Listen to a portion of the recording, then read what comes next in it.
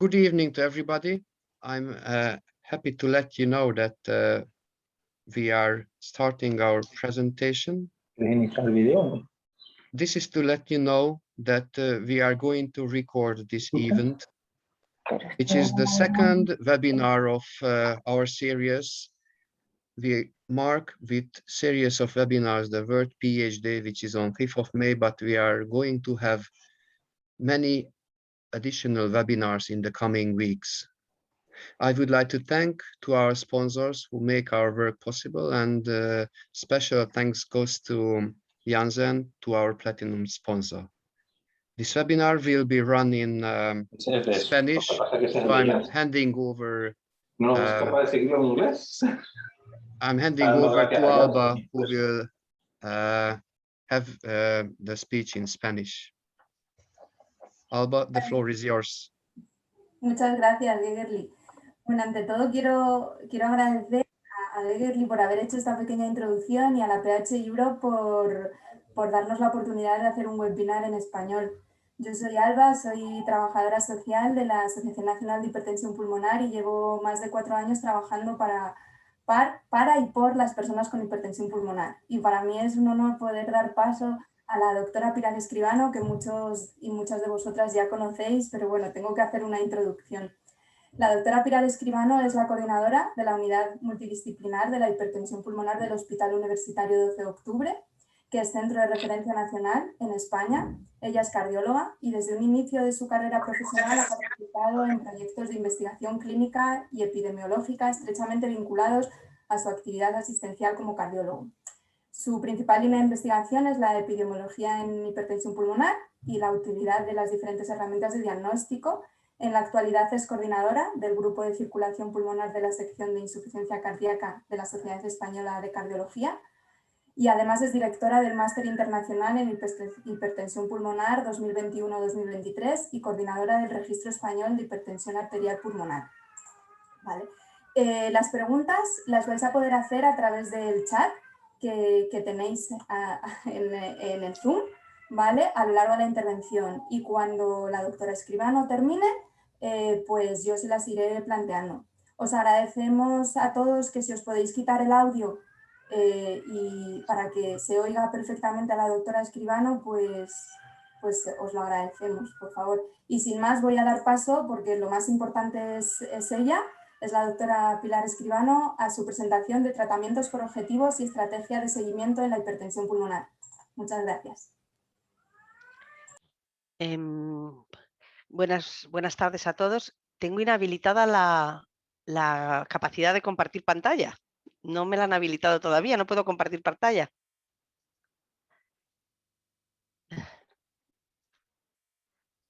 No puedo compartir pantalla, no estoy habilitada para ello. Now it should be working, Pilar. Ahora. Great. Ahora sí. Great.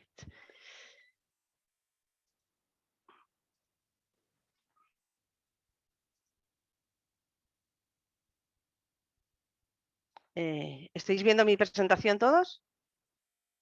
Vale, perfecto.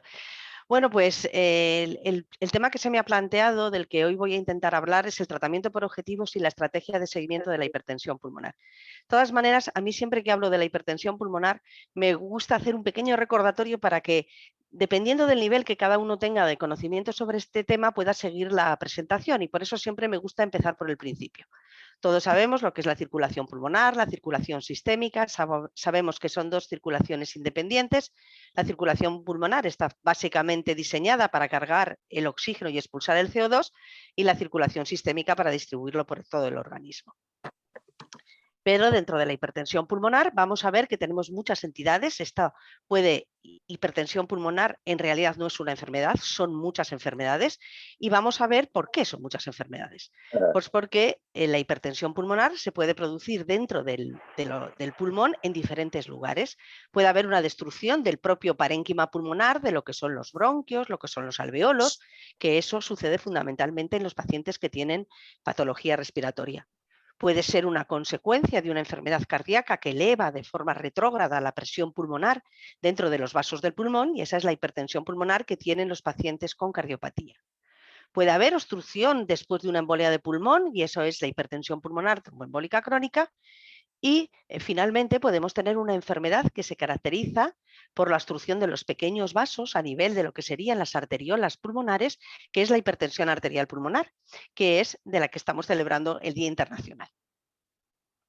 Pero tenemos que tener presente que siempre que hay hipertensión pulmonar, sea el motivo que sea, bien sea en una enfermedad cardíaca, bien sea en una enfermedad respiratoria, en una enfermedad de causa desconocida, la presencia de hipertensión pulmonar siempre implica mal pronóstico para el paciente, siempre implica que la situación es más inestable y que va a requerir en la mayoría de los casos una revisión en detalle de cuáles son los tratamientos que se están haciendo de la enfermedad subyacente.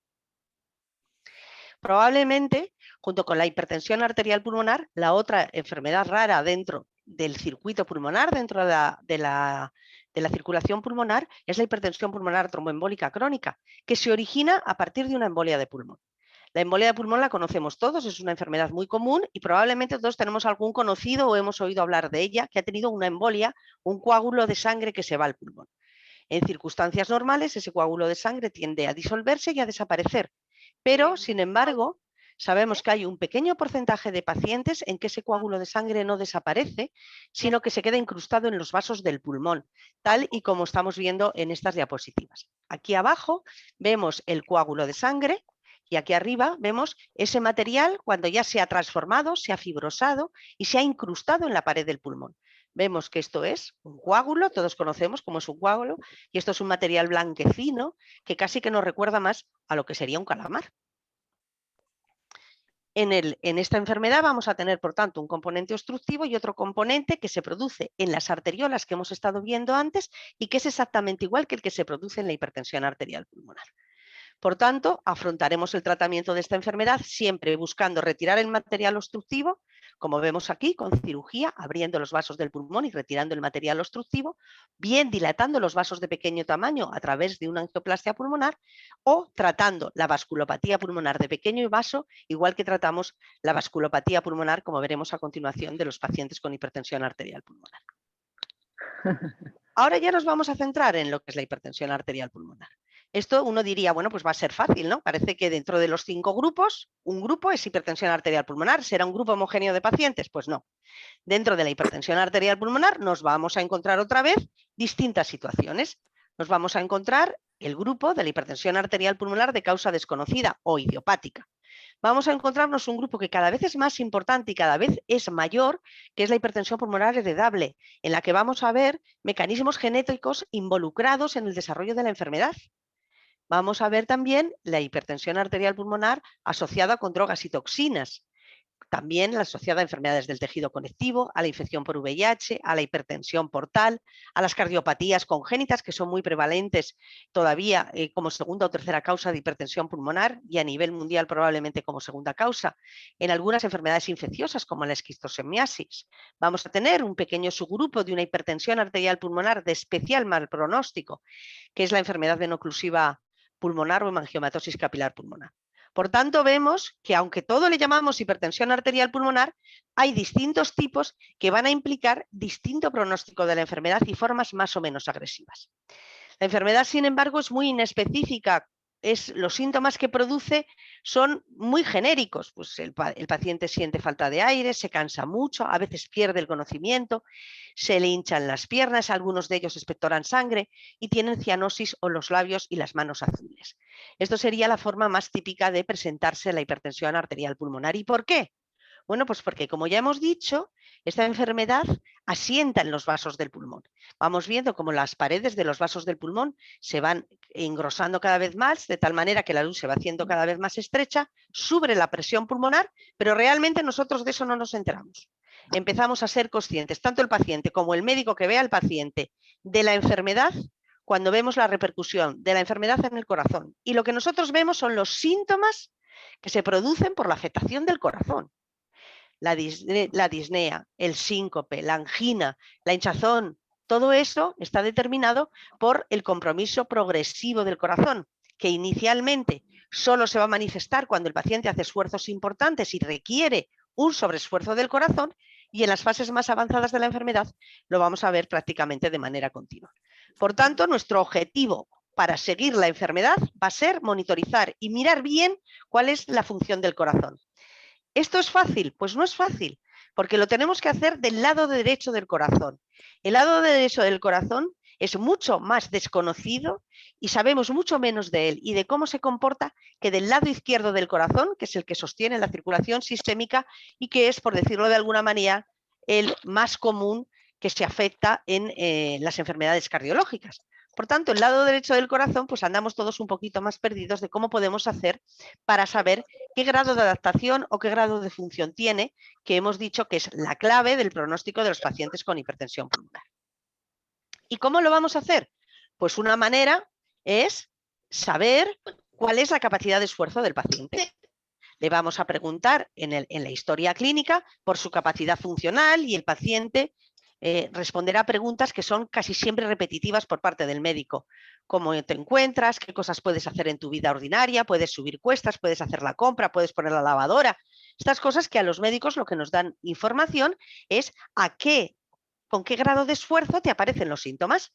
Si los síntomas evidentemente te aparecen y eres incapaz de ducharte o de vestirte solo, estás en una clase funcional avanzada, si para que tengas síntomas tienes que subir 3 pisos de escalera, quiere decir que tu corazón todavía tiene una muy buena reserva.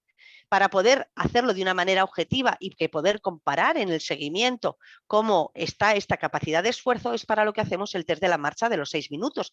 Y en el test de la marcha de los 6 minutos vamos a anotar cuál es la distancia que recorres, si te desaturas o no con el ejercicio, es decir, si la saturación de oxígeno te cae y cuál es la tensión arterial que maneja tu cuerpo cuando estás caminando. Todo eso son datos que nos van a ayudar a monitorizar la función del corazón. También vais a ver cómo de manera repetida os vamos a pedir una analítica en la que vamos a intentar mirar un marcador que se llama BNP o NT-proBNP, que lo que nos da la información es del grado de adaptación del corazón a la hipertensión pulmonar. Cuantos más altos son los valores, peor. Eso quiere decir que el corazón está más dilatado, más distendido y que tiene más problemas para funcionar. Por tanto, ese es otro de los parámetros que nosotros vamos a seguir cuando monitorizamos a nuestros pacientes con hipertensión pulmonar. Y el ecocardiograma, que en buena medida pues es una ventana para mirar el corazón. Si os fijáis en la primera de las diapositivas, esto sería más o menos una visión de un corazón normal. Vemos esto que está cortado como si fuera un chorizo, por decirlo de alguna manera, como una rebanada. Hemos partido el corazón como una rebanada para verlo bien. El que es redondo es el ventrículo izquierdo, este pequeñito que es como una gorrilla que tiene aquí puesto es el ventrículo derecho. Vemos que el ventrículo izquierdo es mucho más grande que el ventrículo derecho y es mucho más gruesa su pared que la pared del ventrículo derecho. Conforme se va instaurando la hipertensión pulmonar, vemos que las tornas empiezan a cambiar. El ventrículo derecho se empieza a dilatar y vemos cómo empieza a empujar y empieza a desplazar al ventrículo izquierdo.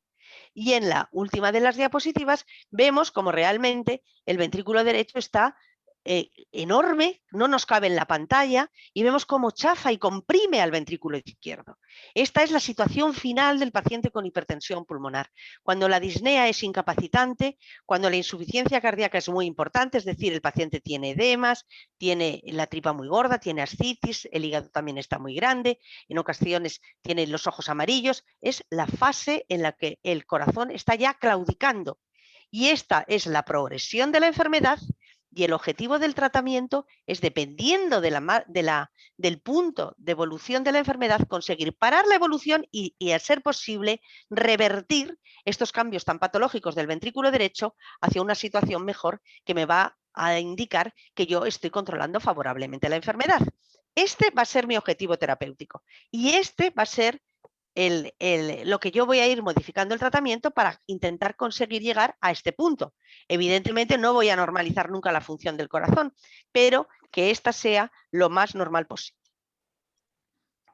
Aquí estamos viendo lo mismo, para que lo veáis de otra manera, que a lo mejor os puede resultar más familiar.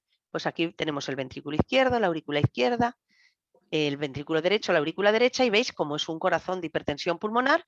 Vemos como el ventrículo derecho es más grande que el ventrículo izquierdo, la aurícula derecha es más grande que la aurícula izquierda, pero vemos cómo va evolucionando. Estos cambios cada vez son mayores conforme la evolución de la enfermedad va progresando. Por eso decimos que esta es una enfermedad de los vasos del pulmón, pero que realmente lo que nosotros vemos, percibimos y el paciente refiere es el grado de afectación del corazón.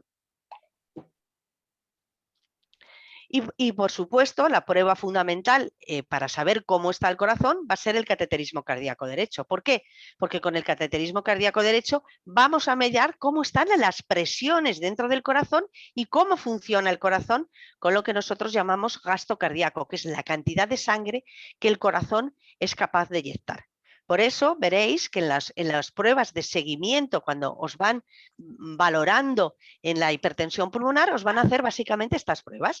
Os van a hacer el test de 6 minutos, os van a hacer las analíticas, os van a preguntar de manera sistemática por cómo os encontráis para saber en qué clase funcional, van a haceros ecocardiograma para ver el ventrículo derecho y ver en qué situación está ese ventrículo derecho, y periódicamente os hablarán de que para algunas decisiones, cuando los datos no son concordantes, vamos a necesitar hacer un cateterismo cardíaco derecho que nos va a permitir mirar con todo detalle cuáles son las presiones dentro del corazón y, por tanto, darnos la información lo más exacta posible de cómo funciona el corazón. Y con todo esto vamos a ir a la tabla de riesgo, que es igual que una tabla de un semáforo. Nosotros tenemos que tener a nuestro paciente en una situación de control, que es a donde veréis que el médico se insiste una y otra vez. Hombre, estás más o menos bien, pero no estás donde querríamos que estuvieses. Eso quiere decir que no tenemos la situación bien controlada, que no hemos conseguido llevar todos estos parámetros que nos hablan del grado de control de la enfermedad a una situación de bajo riesgo, a una situación de control. Que si os fijáis, quiere decir que no perdéis el conocimiento, que para que tener síntomas tenéis que hacer esfuerzos moderados o importantes, que no tenéis esfuerzos a los pequeños en cuanto os movéis o con esfuerzos pequeñitos, que camináis en el test de 6 minutos más de 440 metros, que la medida está de la analítica de la que hemos hablado está en niveles bajos, que en el ecocardiograma el corazón tiene un aspecto aceptable, como las imágenes que estarían más a la izquierda de las que hemos estado viendo previamente, que cuando hacemos el cateterismo derecho, las presiones dentro del corazón están aceptables. Y es ahí, en esa situación, donde nosotros necesitamos que vosotros estéis para que sepamos que vais a tener la posibilidad de manejar cualquier circunstancia que pueda surgir y que tenéis un margen para poder afrontar problemas que puedan venir a desarrollarse, como que podáis tener una infección o cualquier otro problema y podáis superarlo con tranquilidad. Y porque además el tener a los pacientes en una situación de riesgo bajo, sabemos que significa más supervivencia. Es decir, tratar de forma agresiva a los pacientes se ha visto que se asocia a que los pacientes viven más y, lo que es más importante para todos, viven con mejor calidad de vida. Como sabéis, la hipertensión arterial pulmonar es una enfermedad muy compleja en la que esa reproducción, esa proliferación en los vasos de tal manera que llega a ocluir la luz, se produce por muchas causas. Algunas de ellas son conocidas, otras no lo son, pero que a día de hoy nos han brindado sobre todo los fármacos con los que podemos trabajar para intentar controlar o intentar manejar la hipertensión arterial pulmonar, que como bien sabéis, a día de hoy todavía no la podemos curar. ¿Y cuáles son esas formas sobre las que nosotros podemos actuar? Pues tenemos 3 formas de actuar. Una de ellas es la vía de la endotelina, que es una sustancia que es terriblemente vasoconstrictora, que estrecha muchísimo la luz de los vasos e induce la proliferación. El óxido nítrico, que es una sustancia que también se produce dentro de los vasos del pulmón y facilita que el vaso se abra. Nosotros vamos a dar fármacos que favorecen la expresión del óxido nítrico, igual que vamos a dar fármacos que bloquean a la endotelina, y de la misma manera vamos a utilizar fármacos que favorecen la expresión y facilitan la prostaciclina de la que carecen los pacientes con hipertensión arterial pulmonar. Vemos que se ha producido un ingente número de ensayos clínicos para poder tener los fármacos que ahora disponemos. Se nos antojan pocos porque no curamos la enfermedad, pero os puedo asegurar que se ha hecho un esfuerzo de investigación tremendo en los años pasados, en los últimos 20 años, para que ahora tengamos pues prácticamente 9 fármacos, como podéis ver aquí. Los fármacos de la vía de la endotelina, que son fundamentalmente 3, los fármacos de la vía del óxido nítrico, que son 4, los fármacos de la vía de la prostaciclina, que son 4 también. Pero ¿Cada cuánto tiempo me tienen que estar midiendo si yo estoy bien o si estoy mal? ¿Y para qué me lo van a estar midiendo tan obsesivamente? Pues como podéis ver, depende de la situación en la que estéis. Si tenéis la enfermedad muy bien controlada, pues de manera más relajada nos iremos viendo cada 6 meses. Si la situación no la tenemos bien controlada, pues nos veremos más. Esto a veces se nos puede hacer pesados, pero nos veremos más. ¿Por qué? Porque dependiendo de cómo estés, nosotros iremos ajustando el tratamiento. Y porque no nos podemos despistar. Si nosotros nos saltamos las revisiones que tenemos con el médico o estas revisiones por distintas circunstancias se espacían, nos podemos encontrar con que la enfermedad se pone revoltosa, por llamarlo de alguna manera, y nos podemos llevar un disgusto que no es pequeño. Por eso tenemos que ser conscientes de que aunque a veces se nos puede hacer pesado, porque nosotros nos vemos más o menos igual, es importante que acudamos a las revisiones que tenemos pautadas para que se pueda ser lo más riguroso posible en la valoración de cuál es la situación de mi corazón y cuál es la situación, por tanto, de riesgo que tengo y de control que tengo sobre la enfermedad. Y en este algoritmo, que no intento que entendáis en el detalle, lo que sí que os quiero ver es que nosotros vamos a manejar el tratamiento dependiendo del grado de control que tengamos con la enfermedad. Si nosotros tenemos la enfermedad controlada con una situación en verde, no vamos a hacer ningún cambio en el tratamiento. Si la situación está en amarillo, que es como en el semáforo, estamos en una situación inestable, no nos podemos fiar, vamos a seguir intensificando el tratamiento. Pero si estamos en una situación en rojo, vamos a ver que nuestra modificación terapéutica va a ser mucho más profunda, que generalmente van a llegar esas malas noticias a las que todos tenemos miedo. Vamos a tener que recurrir a tratamientos. Para su administración se utilizan dispositivos, pues prostaciclinas intravenosas, como el epoprostenol, como el teprostinil. Hay veces que vamos a tener que empezar a oír hablar del trasplante, todas estas noticias que a todos de alguna manera no nos apetece nada oírlas.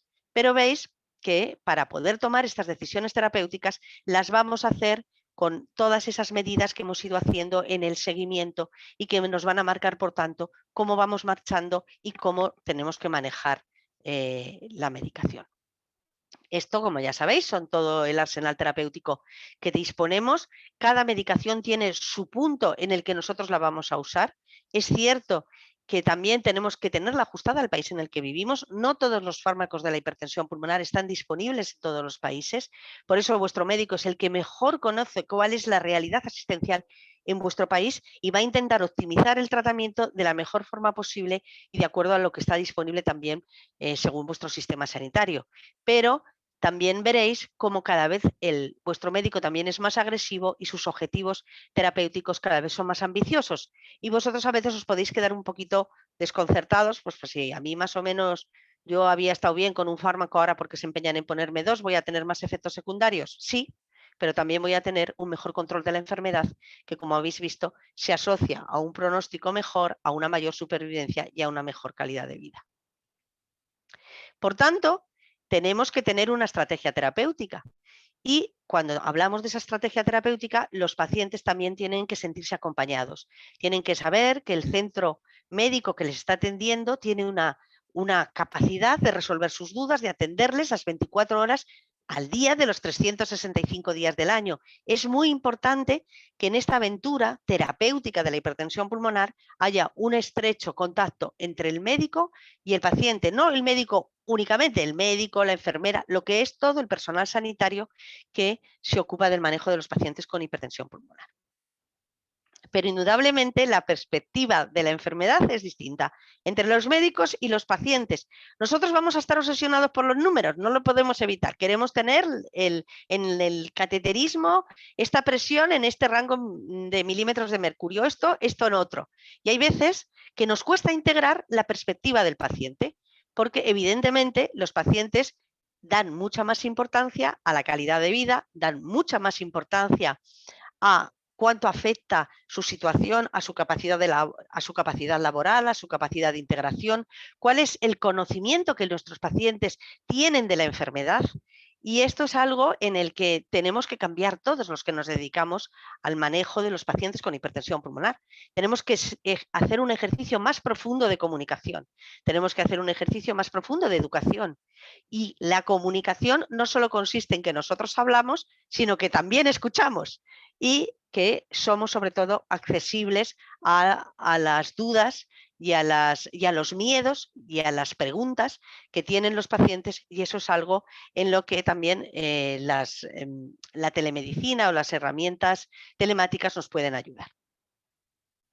Por tanto, cada vez que en esta estrategia terapéutica tenemos que dar un paso importante, tenemos que hablar muy despacito con los pacientes, que tienen una voz muy importante en todo esto, de lo que va a implicar, cómo vamos a titular los fármacos, cuáles son los efectos secundarios, cómo vamos a manejar esos efectos secundarios. Es muy importante que el paciente no salga de la consulta con dudas. Hay que satisfacer las dudas del paciente. Él tiene que sentir la seguridad de que está preparado para afrontar la aventura de lo que hayamos determinado que tiene que ser el cambio en el tratamiento.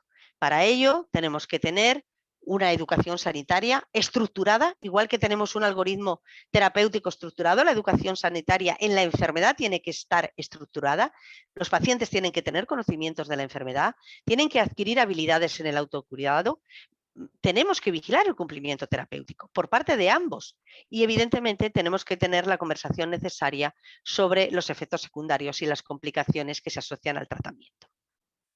Necesitamos para todo ello que los pacientes sean protagonistas del tratamiento. Es la única manera de que podamos manejar una enfermedad crónica. Todos tenemos que ser conscientes de que son tratamientos complejos, de que son muchas veces las visitas a los médicos, pero que yo tengo que ser parte de la decisión. Yo tengo que entender por qué estamos involucrados en esta aventura, por qué lo estamos haciendo y qué es lo que vamos a obtener de ella. Es fundamental el papel del paciente experto, pero para crear un paciente experto es otra vez una responsabilidad de ambas partes, del personal sanitario, de los pacientes, y no hay que olvidar el papel tan importante que tiene en todo esto las asociaciones de pacientes como medidas de soporte y como también herramientas de educación y divulgación de la enfermedad entre los pacientes, tal y como estamos haciendo hoy. Por tanto, cuando nosotros vamos a hablar del tratamiento de la hipertensión pulmonar, tenemos que tener claro que tenemos que hacer una estrategia individual, integral, desde las fases iniciales, de empezar el tratamiento poquito a poco, hablar de la importancia de la rehabilitación en todo esto, del autocuidado, pero también tenemos que hablar de las cosas que a nadie nos gusta hablar, como tenemos que plantearnos el trasplante, cuando las cosas llegan a un momento en que no tienen un tratamiento, porque estamos al final de la vida, tenemos que entre todos, entre los médicos y los pacientes, hablar de los cuidados paliativos. Tenemos, por tanto, que ser claros en las expectativas que unos y otros tenemos de qué es lo que podemos ofrecer y que la decisión sea siempre conjunta después de haber hablado con detenimiento de cuáles son las posibilidades que tenemos. A mí me gusta siempre acabar con un mensaje de esperanza. Deciros que, si os fijáis, únicamente tenemos a día de hoy este pequeño cuadradito como opciones terapéuticas reales. Esos son esos 9 fármacos de los que hemos estado hablando, que han modificado de una manera muy sustancial la supervivencia de los pacientes de hipertensión pulmonar. Antes de el desarrollo de estos fármacos, la supervivencia media de los pacientes, como sabéis, estaba en torno a los 3 años. Ahora hemos alargado muchísimo, estamos ya entre los 8 y los 10 años de media, lo cual hay que acordarse siempre que nadie sabe lo que va a vivir exactamente un paciente. De media, el 50% de los pacientes estarán vivos en torno a los 9 o 10 años.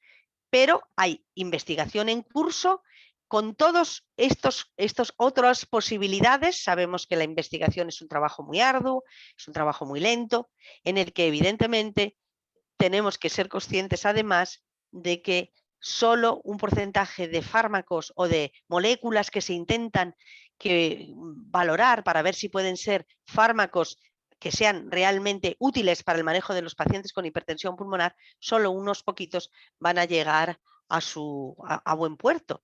Y probablemente este año pues tenemos la posibilidad de decir que parece que hemos encontrado un nuevo fármaco que va a actuar de una manera distinta sobre la hipertensión pulmonar y que podría constituir una cuarta vía para el tratamiento de la hipertensión pulmonar. Es una excelente noticia porque llevábamos muchos años en el que estábamos ceñidos a ese grupo pequeñito de elementos sobre los que actuar, y bueno, pues se nos abre una pequeña puerta, una posibilidad para poder tratar a los pacientes de una manera diferente. A día de hoy solo tenemos los datos de lo que es una fase 2, que ahora, como todos estamos muy familiarizados con las fases de los ensayos clínicos por las vacunas, somos todos expertos, ya no sabemos la fase 2, la fase 3, no lo sabemos todo ya porque estamos todo el día leyendo los periódicos con las fases de los ensayos clínicos. Pero la fase 2 es un ensayo clínico pequeño en el que es una prueba de concepto, se valora si va a poder funcionar o no, y bueno, pues los resultados del ensayo clínico con este fármaco han sido muy alentadores, pero en una población muy pequeña. Ahora se van a iniciar los ensayos clínicos ya en grupos poblacionales más grandes y ojalá tengan tan buenos resultados como el ensayo clínico en fase 2, porque significará que podremos sumar una forma diferente de tratar a los pacientes de hipertensión pulmonar que nos pueda aportar indudablemente ventajas para el futuro. Nuestro sueño, obviamente, la medicina personalizada. Nosotros, como los oncólogos, queremos poder ofrecer un tratamiento que sea el mejor tratamiento para cada paciente, y esa es realmente la vista al futuro, porque eso va a implicar tener la capacidad de hacer un diagnóstico precoz, de seleccionar el tratamiento que sea más adecuado para el paciente. ¿Se está trabajando en esto? Por supuesto.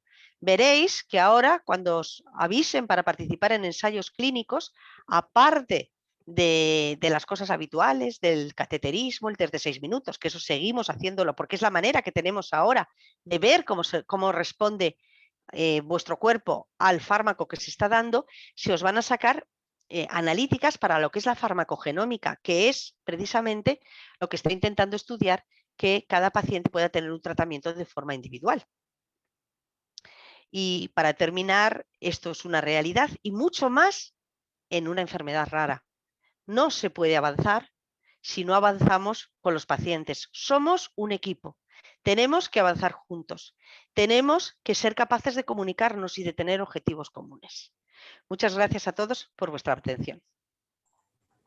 Pues muchísimas gracias, doctora. La verdad es que terminar con esta frase, ¿no?, de los pacientes es muy importante, y nosotros, como parte de asociaciones de pacientes, te queremos dar las gracias por todo el apoyo que nos das todos los días y la participación. Yo todos los días aprendo algo cuando la escucho, y la verdad es que es un placer. Escuchar que hay una cuarta vía, que ya hay nueve fármacos con ensayos clínicos, pues siempre nos crea muchísima esperanza. Ya hay bastantes preguntas, así que voy a empezar para no dilatarlo más. La primera nos dicen: doctora Pilar, cuando la hipertensión es idiopática y el estudio genético sale negativo, entonces ¿eso nos indica que es consecuencia de que algo no va bien en el cuerpo? ¿Qué la puede provocar? ¿Qué otras cosas se podrían mirar o estudiar en el cuerpo? Pues cuando la hipertensión pulmonar es idiopática quiere decir que ya hemos excluido cualquier otra enfermedad que pueda haber en el cuerpo, cualquier otra. Hemos excluido que puedas tener una enfermedad del tejido conectivo, hemos excluido que puedas tener una enfermedad hepática, cualquier otra. Idiopática quiere decir que es de causa desconocida. Mira, cuando empezamos a trabajar con la hipertensión pulmonar, pues la hipertensión pulmonar idiopática era muy grande y la hipertensión pulmonar hereditaria era muy pequeña, porque conocíamos solo un gen. Como solo había uno, pues o tenías ese gen o no tenías nada, era solo idiopático.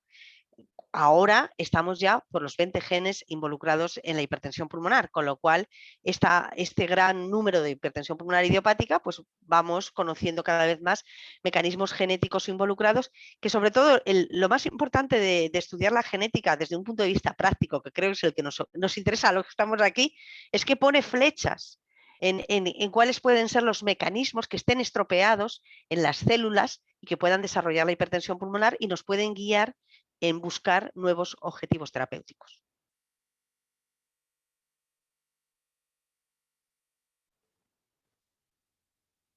Me he silenciado, perdón. La siguiente pregunta es: ¿cuál es la esperanza de vida tras un trasplante de pulmón? Pues eso depende mucho del programa de trasplante. Eso depende mucho del programa de trasplante, pero está en torno a los 7-8 años. Y también depende de cómo he llegado yo al trasplante. No es lo mismo llegar a una situación muy crítica, con mucho daño en el hígado, en el riñón, en no sé qué, que llegar a una situación que vengo andando de mi casa. O sea, que todas las cosas influyen.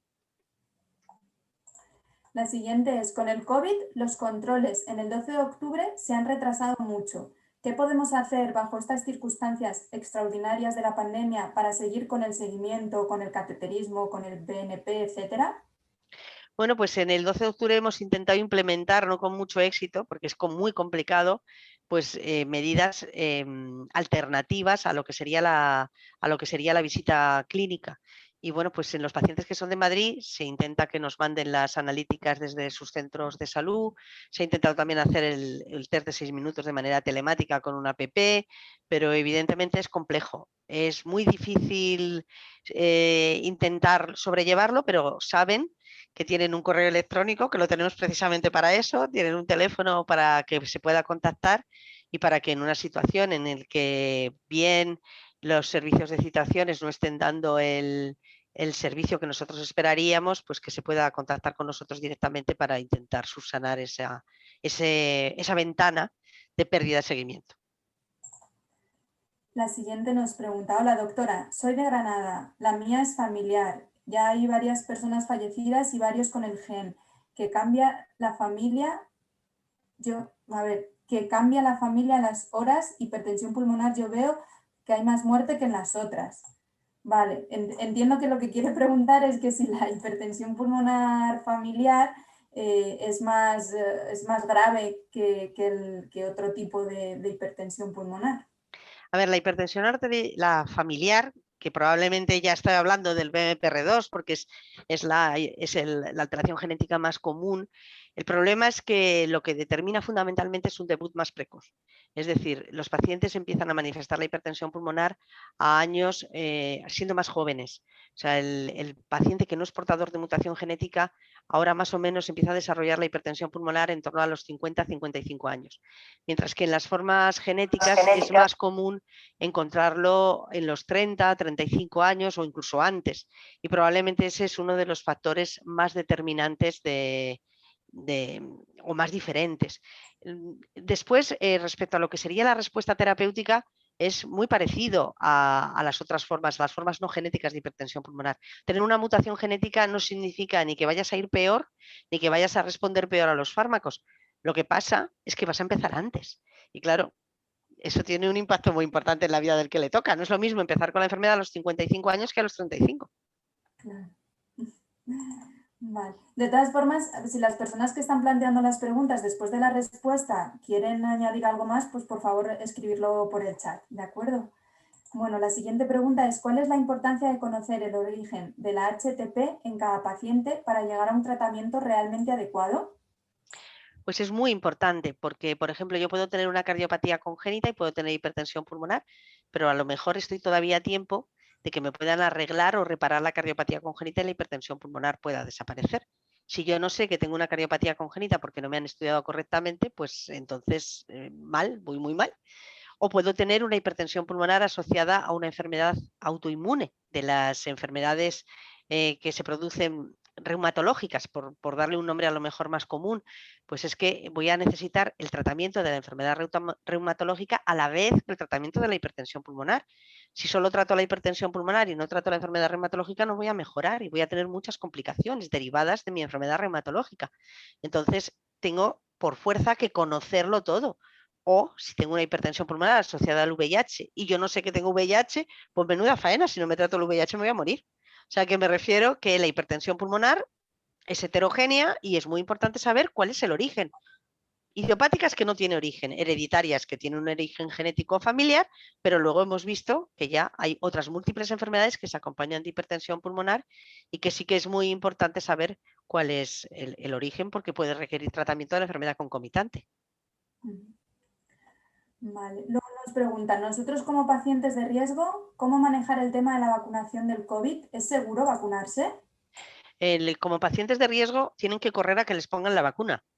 Lamentablemente en España, al menos, cuando se ha determinado los pacientes que eran susceptibles de ser vacunados por ser de alto riesgo, no se ha contemplado las enfermedades raras en su conjunto, igual que no se ha contemplado los pacientes con insuficiencia cardíaca. Se ha sido muy restrictivo para el paciente oncológico, para el paciente trasplantado y tal. En principio, no hay ninguna contraindicación para la vacunación por COVID, da igual que nos pongan AstraZeneca, que nos pongan Pfizer, que nos pongan Moderna, que nos pongan la de Janssen, da igual, que nos pongan una. Cuando nos llamen, por favor, ir. Así de claro, ir. No tengáis miedo, ir.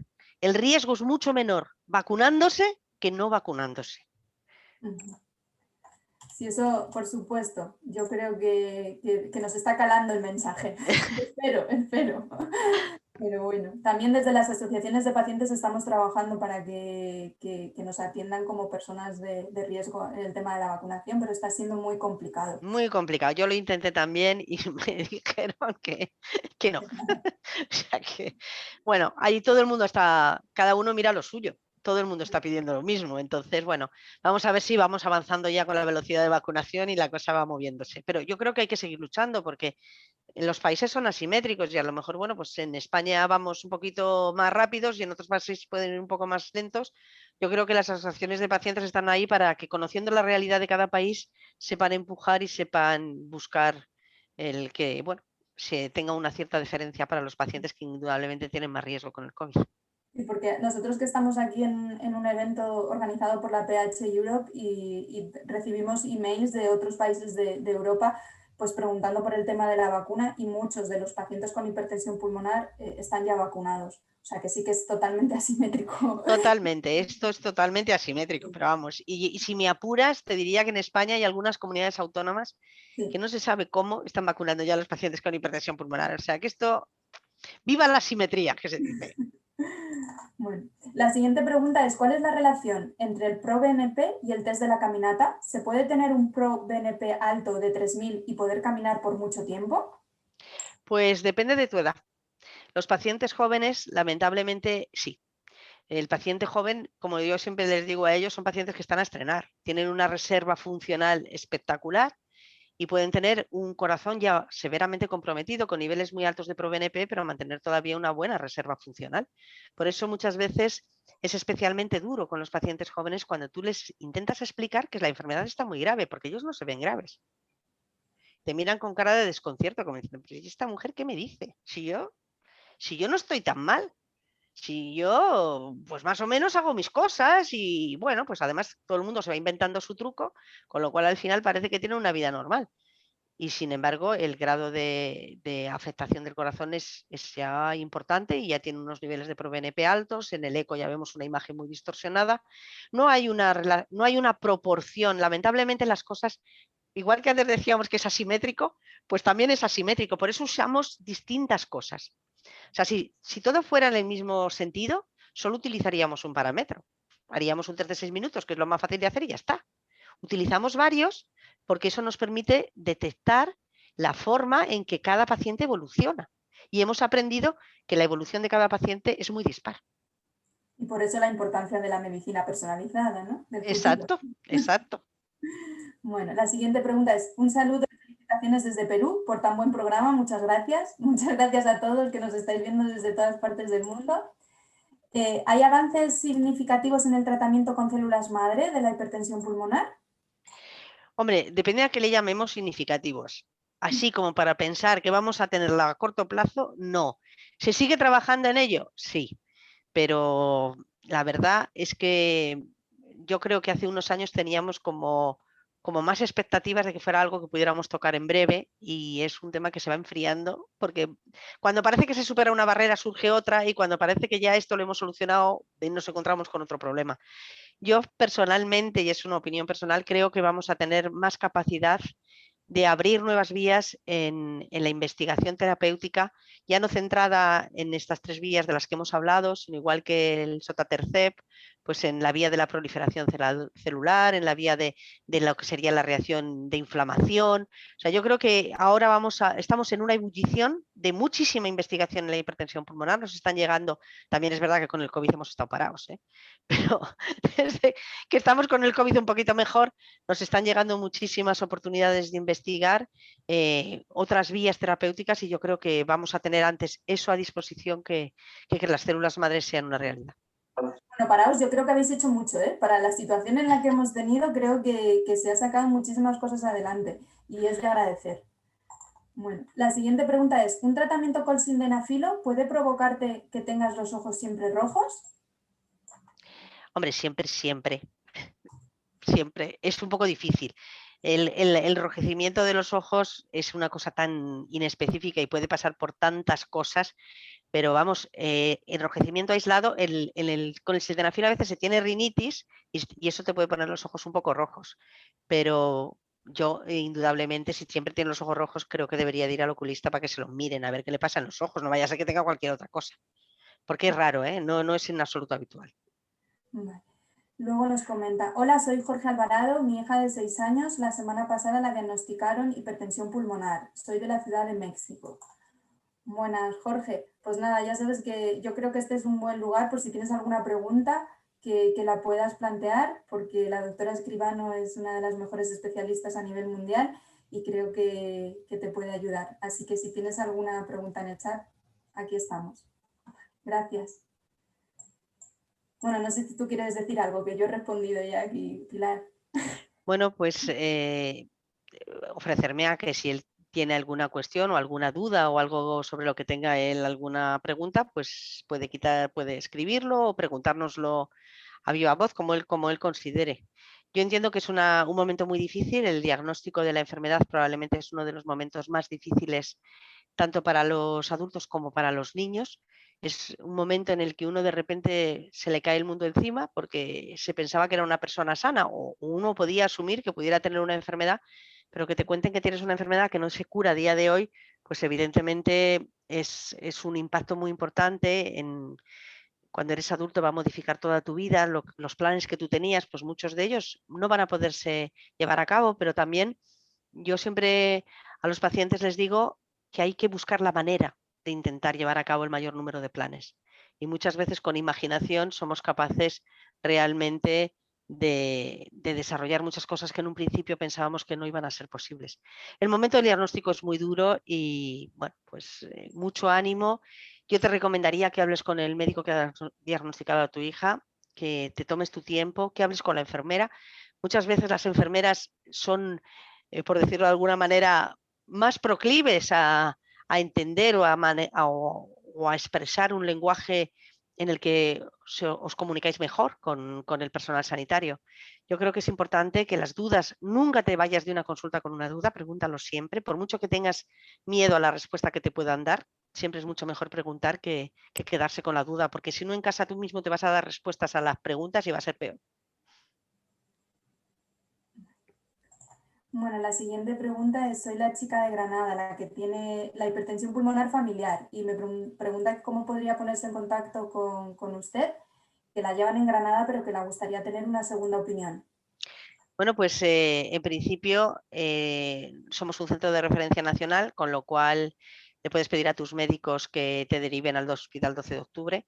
Yo no sé en qué hospital de Granada, pero nosotros tenemos pacientes de Granada que los vemos en el 12 de octubre. O sea que yo creo que si tú se lo expresas abiertamente a tu médico, al ser un centro de referencia nacional, por ley te tiene que dejar venir al 12 de octubre. ¿eh?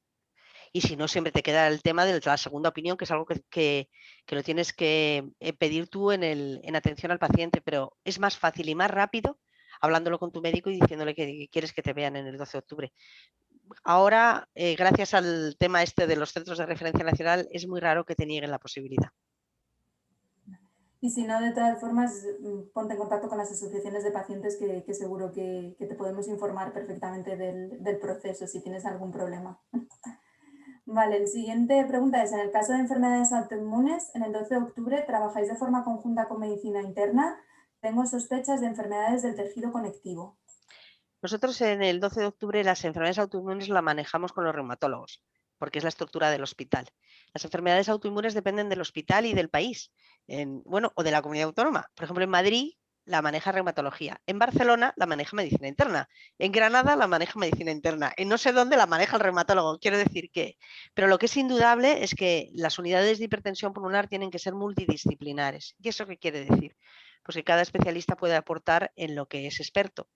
Y en nuestro caso, dentro de nuestra unidad, pues hay reumatólogos, hay neumólogos, hay rehabilitadores, hay anestesistas, hay cirujanos, o sea, hay mucha gente, hay obstetras, hay mucha gente para poder dar un servicio integral al paciente. Muchas gracias. Bueno, la siguiente pregunta es, tengo HP secundaria por lupus, ahora que tengo mi hipertensión pulmonar de base controlada, la hipertensión está bajo mínimos casi inexistente. ¿Me puede desaparecer del todo y no volver a padecer hipertensión pulmonar? Bueno, pues en los pacientes con lupus vamos a ver que hay como dos tipos de pacientes. Hay pacientes que tienen hipertensión pulmonar coincidiendo con una crisis de lupus y que prácticamente solo hacen hipertensión pulmonar como una complicación de una crisis de lupus. Eso es un grupo de hipertensión pulmonar y su aparición o no de hipertensión pulmonar dependerá si vuelve a tener o no vuelve a tener crisis de lupus. Hay otros pacientes en los que la hipertensión pulmonar ya se ha desligado de las crisis agudas del lupus. Y aunque el lupus esté controlado, ellos persisten con hipertensión pulmonar. Y lo único que pasa en esos pacientes es que si además hacen una crisis de lupus, pues la hipertensión pulmonar empeora. Son dos circunstancias diferentes, por lo que hablábamos antes, cada paciente es distinto. Pero si en ella la hipertensión pulmonar prácticamente ha desaparecido, pues en buena medida probablemente su médico no le quite de todo el tratamiento de la hipertensión pulmonar, porque si se inestabiliza el lupus, la hipertensión pulmonar puede volverse a poner muy grave, con lo cual es mejor mantener un cierto tratamiento que nos permita darnos tiempo a reaccionar y que no te pongas muy malita de la hipertensión pulmonar coincidiendo con la crisis lúpica. A ver, luego nos preguntan, con respecto al medicamento nuevo, ¿cuándo sería una realidad como vía terapéutica? ¿Perdón? Con respecto al medicamento nuevo, que has hablado antes que estaba en la cuarta vía, que estábamos estudiando en fase 2, ¿cuándo sería una realidad terapéutica? ¿Cuándo se podría aplicar en...? Pues mira, ahí tendríamos que pensar a ver cómo va el ensayo clínico en fase 3, que se está empezando ahora. Que tardará 2 años en concluirse, que luego habrá que hacer el análisis de resultados, que las agencias del medicamento, pues ponle que 3 o 4 años. Por eso una de las ventajas de participar en ensayos clínicos es que nos adelantamos a que los fármacos estén disponibles comercialmente durante, pues eso, le podemos sacar 2 o 3 años. Bueno, pues a ver si bueno, yo creo que ahora lo vemos muy lejano, pero luego está enseguida aquí. Hombre, yo creo que, al menos desde mi punto de vista, por fin tenemos algo nuevo, que digo yo. Un fármaco de una vía distinta, con un mecanismo de acción diferente, yo creo que eso es una gran noticia. Sí. Vale, luego nos felicitan desde Argentina. Bueno, le felicitan a usted, a Pilar Escribano, muy agradecida, yo ya me uno aquí a todos. Y luego, nada, Macarena, que es la chica de Granada, pues comenta que es que está muy preocupada porque le lleva a José Luis Callejas, que ya lo ha intentado varias veces, que la deriven, que se le ha muerto varias gente de la familia, que es muy joven, que tiene 37 años y que está muy preocupada. Pues dile que nos escriba un correo a la unidad y nosotros hablaremos con su médico. Vale, yo ahora busco por aquí. ¿Ya sabes el correo de la unidad cuál es? De memoria no, pero sé. Pero lo tienes, pues se lo mandas a Macarena y que ella nos escriba un correo y nosotros hablaremos con su médico, sin problema. Vale. Luego por aquí nos dicen, hola doctora, yo uso oxígeno por la noche solo. Cuando viajo por pocos días, 2 o 3, ¿es necesario que lo lleve? Hombre, por la noche solo, bueno, es una manera curiosa de llevar oxígeno, porque habitualmente en la hipertensión pulmonar el problema es la desaturación en el esfuerzo. Entonces, bueno, habría que estar seguro de que no te estás haciendo descuentos llevando solo el oxígeno por la noche. Pero en principio, si realmente tu necesidad de oxígeno es, o sea, no tienes una insuficiencia respiratoria importante, 2 o 3 días, pues tampoco. Eso te lo va a responder la saturación de oxígeno. Ahora los saturómetros yo creo que casi todos nos hemos comprado uno en la farmacia, porque para el precio que valen, la seguridad que te dan, no vaya a ser que cojas el COVID, pues yo creo que yo nunca había tenido saturómetros en mi casa, ya la tengo. Quiero decir que al final se ha convertido como el termómetro, tenemos el termómetro y el saturómetro, ¿no? Pues en buena medida esa respuesta te la va a dar el saturómetro, ver cómo te comportas cuando no tienes el oxígeno, cuál es tu saturación. Si tú tienes una saturación por encima del 92%, pues porque te vayas 2 o 3 días sin oxígeno no va a pasar nada. Muchas gracias. Bueno, me están ayudando mis compis y me han mandado el email de la unidad de hipertensión pulmonar y lo he puesto en el chat, ¿vale? Vale, muy bien. Para todo aquel que lo necesite. Muchísimas gracias a las compis que están por ahí detrás dándome apoyo. A ver, luego por aquí nos preguntan, de la misma manera que estima que en unos 3 años el sotatercept estará disponible para todos los enfermos, ¿cuándo estima que la medicina personalizada y la farmacogenómica serán una realidad para todos los pacientes en España o fuera de España? Aunque claro, entiendo que en España pues, es más fácil plantear la pregunta. Muchas gracias por su tiempo. Eso es, como digo yo, la carta a los Reyes Magos, ¿eh? En eso estamos dando los primeros pasos. Yo creo que es importante que ahora en los ensayos clínicos se incorpore la farmacogenómica. O sea, yo creo que lo que ha cambiado fundamentalmente es que antes buscábamos un tratamiento para todos. Cada vez estamos más convencidos de que, como la enfermedad es muy heterogénea, necesitamos individualizar. Pero ese es un camino que está por andar. O sea, eso sí que es una perspectiva, como se suele decir, pues un deseo para el futuro, igual que la curación, pero yo no te sabría poner fechas porque los que me conocen saben que soy muy practicona y a mí me gusta ser muy realista, y no lo sé. Es un sueño a día de hoy. Bueno, pues los sueños se cumplen, así que a por ello. Bueno, ¿hasta qué punto la frecuencia cardíaca es indicativo de que la hipertensión pulmonar no va bien? Pues curiosamente, es un indicativo bastante bueno. O sea, la frecuencia cardíaca es un dato indirecto en reposo, ¿eh? No cuando hago ejercicio. Si yo estoy sentadita en una silla y tengo el corazón muy rápido, eso quiere decir que mi corazón tiene que latir muchas veces para conseguir mandar oxígeno a todo mi cuerpo. Eso es un dato de que mi corazón no está bien, no es capaz de inyectar suficiente sangre. Entonces, si yo estoy con 95 o 100 latidos por minuto, pues quiere decir que estoy allí un poco, pues con el corazón un poco averiado, por llamarlo de alguna manera. Es un dato que nosotros también recogemos cuando hacemos las revisiones, también miramos la frecuencia cardíaca, por eso mismo. Bueno, Jorge, que es el padre de la niña diagnosticada, nos pregunta que en el cateterismo cardíaco derecho se encontró que su hija tenía una presión de 81 y que es idiopática la hipertensión pulmonar. Aparte de entrar a un protocolo de seguimiento y tratamiento cruzado de macitentan y sildenafilo, están pensando en cambiar de residencia a la Ciudad de México, ya que la altura es de 2.500 metros sobre el mar y sería cambiar la altura que tienen actualmente y que si eso ayudará. Hombre, en principio la altura, pues la altura por encima de los 1.800 metros, pues es perjudicial teóricamente para los pacientes con hipertensión pulmonar. Ahora bien, los pacientes que toda su familia y que siempre han vivido en altura, pues tienen unos mecanismos de adaptación que los demás no tenemos. O sea, no es lo mismo que yo me vaya ahora a Ciudad de México, que vivo en Madrid a 600 metros y esa es la altura a la que he vivido yo y no me ha dado para más, que una persona que ha vivido siempre y que sus familiares, sus abuelos, o sea, que tienen todos unos mecanismos de adaptación. Ellos tienen, por decirlo de alguna manera, una defensa más estructurada para vivir en altura. Ese es un tema que lo tendría que discutir porque expertos en altura nosotros en España pues no somos, porque no nos da. Los españoles que viven más altos viven a 1.200 metros y son muy pocos, ¿eh?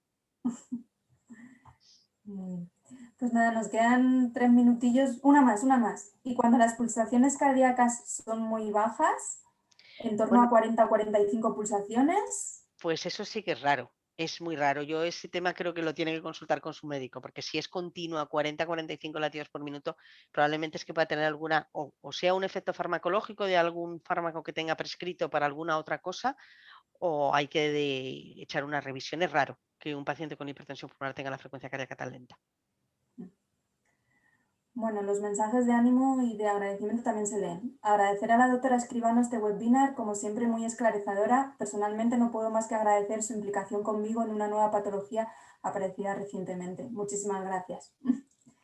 Y también Es nos... nuestro, como se suele decir, es nuestro trabajo, ¿eh? Eso es, si trabajamos en una enfermedad rara, esto forma parte de nuestro trabajo, como he intentado yo expresar en la charla que hemos dado. Yo creo profundamente en esto. Y se agradece y se nota en el día a día y bueno, aquí vemos ahora mismo somos 32 personas y es que todos son agradecimientos, desde Guardamar del Segura también nos mandan agradecimientos, desde Madrid, bueno, no sé, desde todos los puntos del mundo. Y bueno, nos queda un minuto y no quiero, me da pena despedir y me da pena terminar aquí porque me lo estoy pasando muy bien, estoy aprendiendo mucho, pero no sé si alguien más tiene alguna pregunta, este es el momento y si no, pues agradecer de nuevo a la PH Europe el haber realizado este webinar. Yo no sé si Gegerli quiere decir algunas palabras o mismamente la doctora Escribano decir algo para despedir.